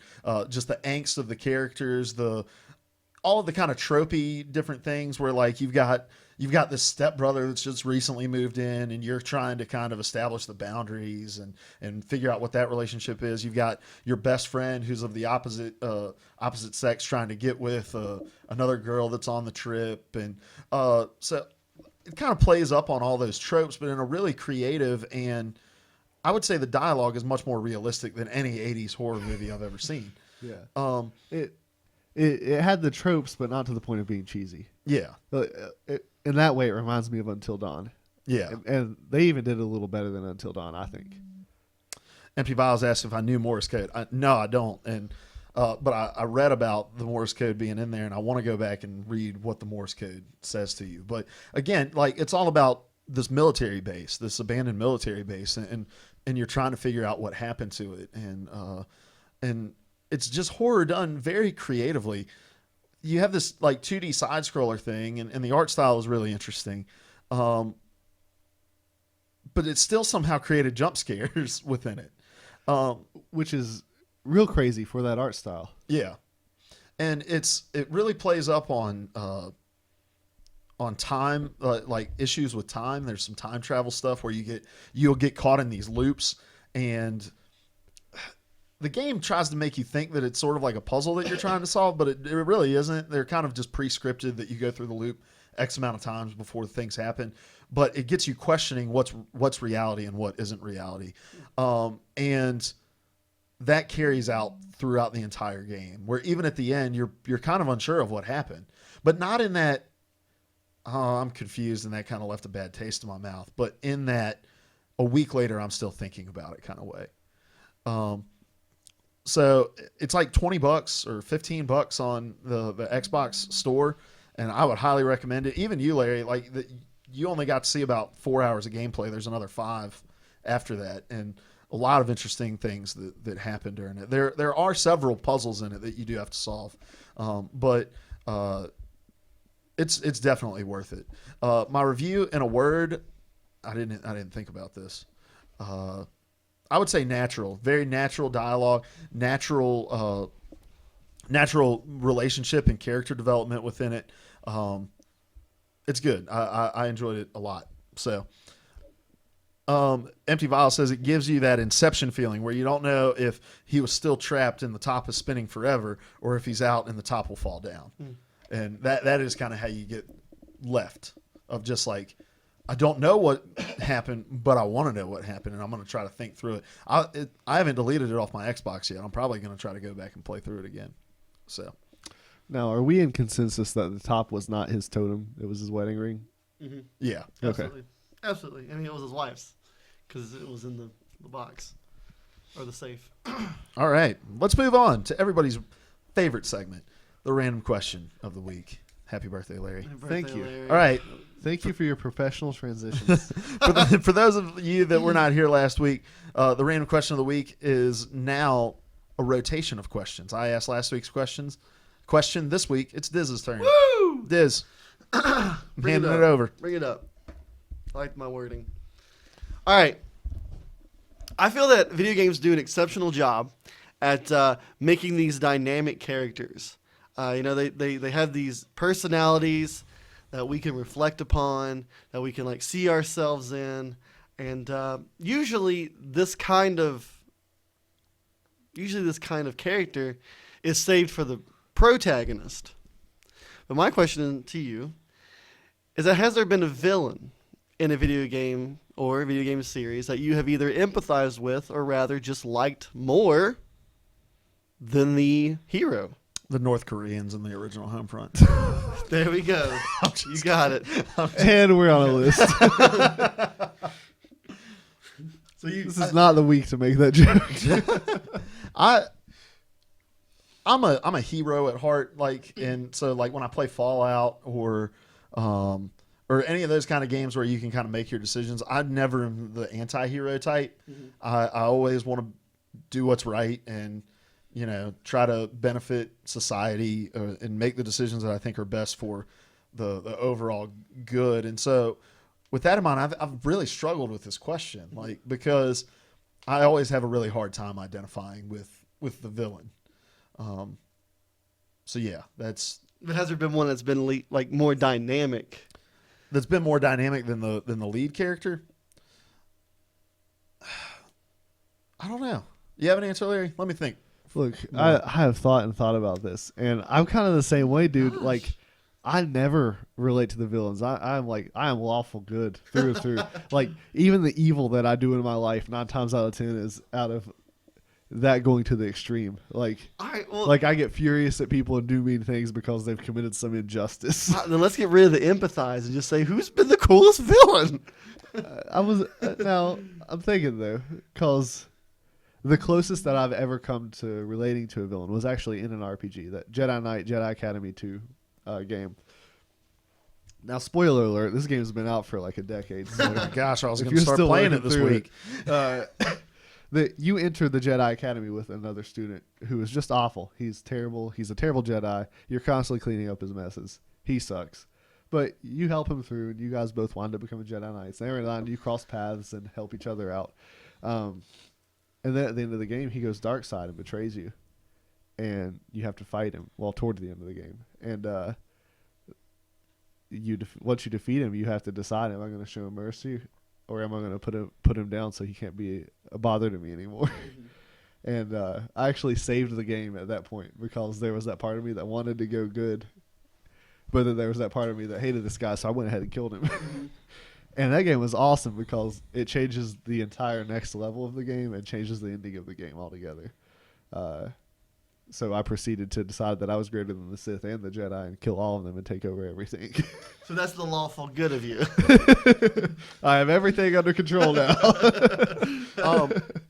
I think a couple things, and I always talk about The Last of Us, but I always struggle with The Last of Us too, because the Fireflies seem to be wanting to do what is best for society as a whole. And you build this emotional connection with Joel and Ellie, but there seems to be a legitimate belief that what we can do with Ellie may end up saving the world, and you never get a chance to see that come to fruition. But so I guess I've always kind of identified with that. I've also always liked the Mortal Kombat villains more than I've liked the good guys. I'm not a huge Liu Kang fan or Raiden fan or anything like that. I like Scorpion and Smoke and Baraka. You know, all the guys that are considered the bad guys. Outworld. Yeah.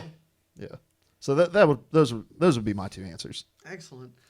I guess I'm a little evil at heart because you know me. I love You're like, Shane all of from them. Walking Oh, Dead. gosh, I mean, yeah. that's There are a lot of people like you who are like, well, those are hard decisions you got to make, and I've even seen arguments that Rick, in a lot of ways, became a whole lot like Shane eventually. Oh yeah, absolutely. You can be the right person at the wrong time though, and it doesn't make you right. It makes you it doesn't. You can't change the time that you're in, but the time can change the kind of person you are. And just because you make decisions that ultimately ended up being right in the end doesn't mean they weren't wrong at the time that you made them. And I feel like Shane was wrong he was right at the wrong time. And his motive was very self-centered, whereas Rick's sometimes he can be that way, but for the most part, he's after the good of the group. Yeah, 6 days away. that's right. Yeah, I'm trying to think of some more. I had one. What was it? I'm blanking. Well, let me read some of the comments, and Okay. then Diz can answer. Zephyr says Handsome Jack was pretty cool. Mm-hmm. He liked him. Empty Vial says Loghane from Dragon Age made a horrible decision, but the reason he made that decision was the survival of a lot of people. So those are some answers from the comments section. How about you, Diz? I mean, it's an answer I've given 100 times before, but in a dynamic character, in a well-rounded character, I always have to go with Voss from Far Cry 3. Like, he was literally insane. Like, he was a crazy guy, and I don't reflect with that. But Or do you? or do I? but I felt like that like the main character was very one-dimensional. Like he was just this nobody who had the really talented and cool brother that you didn't play as. But Voss was just such a well-rounded character. He really embodied that game, and if like they had other ideas of what they wanted this character to look like and be like, and I could not have seen this game being any other way than the way Voss was. I do not empathize with him, or do I?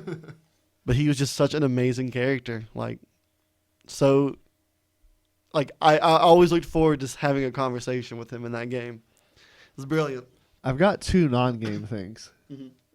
One would be Darth Vader. Just even though the prequel trilogy was a story told really badly, like underneath all of the bad storytelling, there was a good story. And it's one of the best stories of that slow slide into darkness, because so few people really set out to just be evil. And Vader didn't set out to do that. He fell in love and wanted to save his wife. And I can relate to that. Like, I'm the kind of guy who could go too far to try to help somebody that I cared about. Well, and it's one of those things that, like,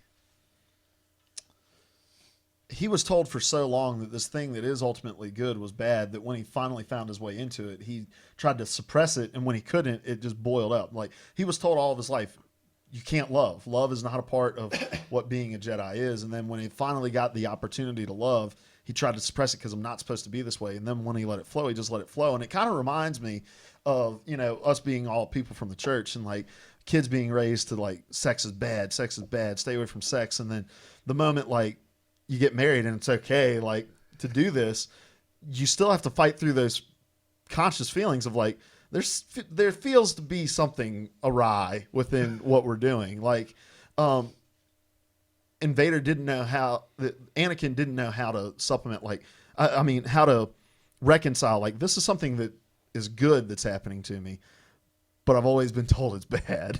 Yeah. And then slips into the dark side. And then compound that with the fact that there were very real problems with the Jedi Order. Yeah. That needed fixed, and no one was fixing them. The second one is not someone I relate to at all, but just the greatest villain in anything. I just loved to hate him, was Sylar in Heroes. Oh wow, yeah.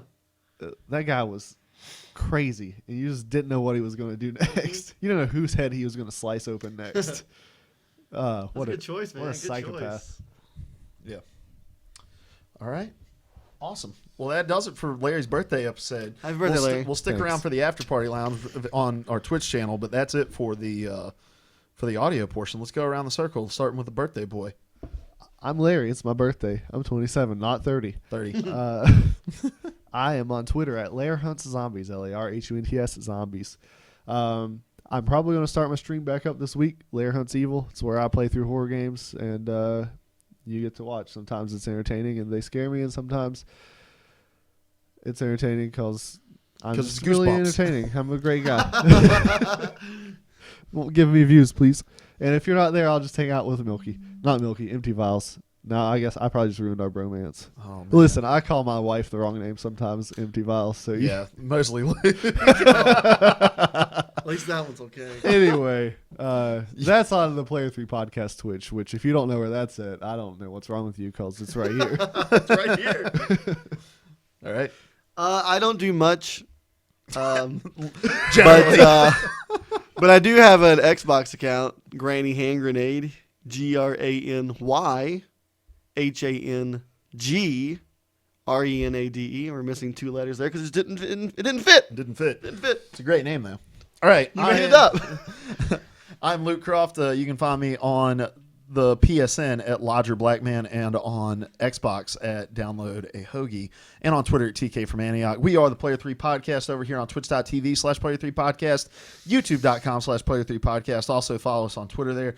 Look us up on iTunes, Podbean, Stitcher. Leave us a review there. We're sticking around for the After Party Lounge. That does it for the audio portion, though. We are the Player 3 Podcast. P3P. Happy birthday, Larry. All right.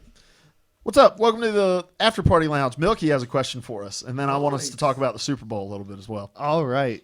So he says, my question is this. With games being an incredibly fast-growing media source and with Hollywood's mishandling of gaming property, how long till you think as a whole more game companies start taking their properties in their own hands, like Blizzard and Activision and Final Fantasy? Are the time constraints to make a full feature film just too much for game studios to handle with no income, or are game companies perfect as they are used to going 2 to 3 years working? For some reason, a lot of the Hollywood writers are having a major issue with keeping true to the game. Like, that's why every single Hitman movie has failed. The thing about the game is something you can't really capture in the movie. Like, it just becomes a transporter movie. Yeah. Now, yes. Before you move on to your next, whatever you're going to say, Go for it. I think that's at the heart of a lot of it, especially historically. The games so rarely translate into actual stories. Like, gameplay does not translate into story. Mm-hmm. As we're getting more cinematic kind of games, I think that's going to change. But for the most part of gaming history, like the Mario movie, that was going to suck. You know, especially the spin they took on it, man. Yeah. Now, I really think it's a cool idea about what they're doing with the Warcraft movies, because that actually has a great amount of lore. It really does. Hitman doesn't have a great amount of lore. Final Fantasy has a great amount of lore. So I like that they're taking these games that have more of a backstory, something that you can actually work with, something that has meat on it. But what was the other half? Like the companies are taking it on themselves. Yeah. Oh wow. Well, I guess they're the right hands to be doing it, right? The ones that know it in and out. Who else has done that other than Blizzard? He said he listed Activision on here too, but you've also got who's making the Assassin's Creed film? Oh yeah, I forgot. I didn't even know about that Yeah, one. isn't it Michael Fassbender? Yeah, Michael Fassbender. Yeah. You guys weren't familiar with the Prince of Persia games at all, were you? I played one of them, and then the next one I played was the one You Never Died, and I stopped. Yeah. Disney's Prince of Persia movie was actually really good, I thought. Jake Gyllenhaal? I love Jake Gyllenhaal. Like, if I had to... I'm going to stop. But how did they do it well? Jake Gyllenhaal's attractive. How did they do it well? Did they stay true to the story, or was it just something... It wasn't totally true to the story, but it wasn't totally foreign to it either. They had to handle the princess in a different way than they did in the game. Was that the thing? Do you want a movie exactly like the game? I don't know. Some people do, and that my big problem with The Walking Dead for the longest time, like season 1 was so true to the comics up until the CDC, and then the whole like after that, I had a real hard time with season 2. A lot of people had trouble with it because it was slow. I had trouble with it because it was. I'm like, none of this happened in the comic. This isn't true to it at all. Mm-hmm. And eventually, I had to come to view it as a separate thing entirely. Mm-hmm. I feel like maybe some of these movies wouldn't be so bad if we approached them that way.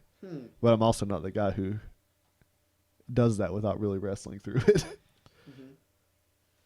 I don't like the idea of games being movies like at all. There's no video game that I'm like I'd like that movie.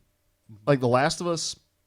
The Last of Us is my favorite game story wise, and I don't want it to have a movie. There's a particular pacing to video games that can't be replicated in movies, and the idea of there being like cutscenes alongside of action, and what makes games so great is agency, and you don't get agency in movies. And being able to embody these characters, which you don't get to do in movies. You get to identify with the characters in those movies, but you're not embodying them. And so I don't think there's really much of a crossover opportunity where it's good. Whereas like books, movies, and television shows all kind of do the same thing, and so there can be this like migration between the three. And I just don't think video games make good options for being made into video games make good options for being made into movies. That's a good point, because I know that they've been fighting for this Halo movie for a very long time. Like, but what would they do? Would it be a film version of the first movie, or the first game, the second one, or would it just be something completely different? Now, I haven't watched this animated series yet, but I feel like if I understand right, it's done what I hoped that a movie would do. Mm-hmm. This newest animated thing that they've put out. Like, I always wanted them to make a movie based off of the first book, The Fall of Reach, where you see Master Chief like abducted and raised as a soldier and kind of get the backstory. But wouldn't that kind of take away from some of his mystery, seeing him as a child? I always kind of felt that. Yeah, and they've always been deliberate to not show his face in games for that reason. So they never infringe on what you think he might be. Mm-hmm. But you get an accurate, you get a description of him in the books. Mm-hmm. I don't know. I'd be okay with shedding some of that mystery. I like learning more about him. But at the same time, the worst book, it wasn't a bad book, but the worst book out of the Halo books I've read is The Flood. And the reason it's the worst book is it's a narration of the first Halo game. Mm-hmm. And they had to add stuff to make it a story, and it just didn't flow. So is our consensus just to not do it? I don't know. I think it needs to be done very sparingly, and it's got to be some big story. I'm not with Luke where like nothing ever, but it is very hard to do well. How cool would an Until Dawn movie be where we all get clickers in the audience, and as the action's going on, we vote on the decision, and the one that wins is the reel that plays? And even like with the parts where you have to do something correctly, like hold still or hit this button, like the success depends on the average success rate of the audience. Dude, I'd go to the theater like many times to do that. That'd be awesome. Phil Spencer, make it happen. Carter023 wants us to talk a little bit about GTA 5. I want to expand that because there's some rumors floating around, unfounded rumors possibly, but some rumors floating around that Rockstar is going to be releasing the next the third iteration of a Red Dead game by the end of the year, doing the whole like Bethesda with Fallout kind of thing. Well, they'll reveal it and drop it. GTA 5 is very interesting to me because it normally breaks the top 10 of the NPD every month. Like that game is still selling well, and it's got such a huge attachment rate. But I'm really excited. I enjoyed Red Dead Redemption better than I enjoyed any GTA game. So I'm really excited about the possibility of there possibly being a Red Dead game. The thing about GTA is I was talking to one of my students last night about it, actually. We were talking about how sometimes our favorite games is dependent on the console. And he brought that up about how, you got the GTA 5 version on the one, but you also have these added these additions to it on the PS4, like the first person mode and the director mode and all that stuff. And I would think like that's actually enough. That first person mode is actually enough for me to buy it solely on PlayStation 4. Mm-hmm. So like, would you guys want to try it on first person, or do you guys prefer it on third person? Because I'm not a third person guy. That's just not me. I know you're a third person guy. I love third person. You're third or first usually. First, usually. Mm-hmm. But with GTA, I don't imagine enjoying GTA in first person. Mm-hmm. Yeah. And I'll also jump in just to answer the initial question, which wasn't really a question, just talk about GTA. I'm not really a fan of GTA for the same reason that I can't decide on a villain I like. Like, GTA is a game where you got to be a bad guy more or less. Mm-hmm. And you could be a not as bad guy, but for the most, like, you're just doing stuff that I don't have any interest in doing. And when I have to play GTA, like, if I'm going to do it, I'm just going to go in whole hog and just be the chaotic, let's see how many people I can kill before they take me out thing. Mm-hmm. That was the major appeal of number 3, you know, that ability. All right, let's talk about the Super Bowl for a minute. You didn't watch, Diz. I'm sorry. I'm okay with that. It's kind of boring. It's very boring. I'm a big fan of sports, and I'm a big fan of good sports. And last night was not very good sports. It was good defense from Denver. A lot of whining from Carolina fans. Oh, yes. Like, I saw some bad officiating, and like you said, there was one call, but there was nothing else questionable in that whole game. Yeah, I mean, there's always plays that can get called, like pass interference, holding, all that stuff can get called. It's all judgment calls when it comes down to it. But the thing is, when your quarterback turns the ball over as much as Cam Newton turned that ball over, and when you have no receivers to separate from those corners, that's the result you're going to get. And I tweeted out earlier that day, I said 2 weeks of preparation always benefits a good defense more than it benefits a good offense. And it showed. And Denver had 2 weeks to prepare for really a one-dimensional offense with Cam Newton, and they figured out how to stop it with one man named Von Miller, just like the French coming in, cutting off the retreat during the American Revolution. I don't think Madden accurately predicted the score this year. Milky asked. One thing that I just blew my mind. Toward the end of the game, one of the commentators talked about how they needed to get Cam Newton more time. And I'm like, that dude has like eons in the backfield to decide where he's throwing the ball. Yeah. He had plenty of time. He just didn't do anything with it. Yeah. Well, and they weren't super creative. They weren't super creative in terms of throwing a lot of screen passes and trying to do the things that you do to give him time. Did you see his post-game press conference? I didn't watch it. I heard about him walking off. It made me so mad. He's so happy-go-lucky all the time and wants to talk about, like, you know, how he just has fun with the game and then gets up there and just pouts for 2 minutes and then walks off. But there's that Beats commercial where at the end of it, he's like, and if me giving a ball to a kid or dancing in the end zone offends you, well, sorry they don't make Band-Aids for feelings. And that's why I tweeted that yesterday, because it's like he got his feelings so hurt by that game. And that was the kind of game that changes a player, that maybe he doesn't bounce back from that, especially a guy who seems so hurt by it. He's incredibly arrogant, and he needed this humbling experience. And he's not a bad player, but I don't know. I guess I hope for Cam that this game can teach him a lesson and he'll come away from it with some more humility. Yeah. Because that would make him a better player. Right. Or at least to be able to handle loss with the same excitement about the game as you handle the wins with. But let's talk about commercials for a minute. There was one that shone. Really, there's just one great commercial last night. Which one? The Doritos one. Oh, yeah. The Doritos with the baby. Yeah.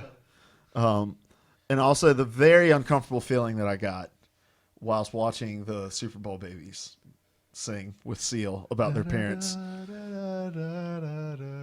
participating in coitus to conceive them. Just pointed out that, oh gosh, I'm on a podcast, but I started the sentence, I'm going to finish it. The jokes I made during that commercial were awkward as well, and I shouldn't have made them. You'll have to remind me. Empty Vial says, puppy monkey baby. No, that was so stupid. That was I'm just gonna come out and say it. There was an odd infatuation with sexualizing animals during the commercials last night that made me entirely too uncomfortable. From that puppy monkey baby licking that guy's face to 2 commercials later, that guy trying to make out with that marmot. Then the wiener dog commercial. All kinds. Wait, they're just hot dogs, aren't they? Yeah, they stole that from Kind of Funny, by the way. They made a Super Bowl commercial where they dressed up Portillo the wiener dog in a hot dog costume. So I was more excited. I just wasn't. I wanted Denver to win because we live in the bandwagon territory for Charlotte, where like nobody has been talking about. Charlotte. Well, Carolina Panthers, they play in Charlotte. Thanks. Listen, our British audience doesn't know. Like we live in that bandwagon area where if they start doing well, everybody all of a sudden becomes a Panthers fan, and I'm like, don't you normally root for the Redskins? And that's what it had become. So I was rooting for Denver. Don't they also become Seahawks fans? Well? Yeah. I was rooting for Denver for the same reason. I'm a Patriots fan. I just thrive off of the hate. It's the one area of my life where I'm a villain. I'm a Dolphins fan, and we don't get close to the echolocation for the playoffs is off. Right. we just can't seem to find it. Well, the playoffs is a stealth bomber, and it's hard to echolocate that thing. That's true. Especially for an ocean animal. If you were bats, maybe. Which is grossly underrepresented in Just Cause 3. Yes. There's no ceiling. All right, let's get out of here. It's almost 3. I don't want to. Okay, yeah, I do. It's my birthday. We're gonna get Taco Bell. It is 3. So we're out of here. Thanks for stopping by, guys. Seth's telephone number, by the way, if my mouse was 276-732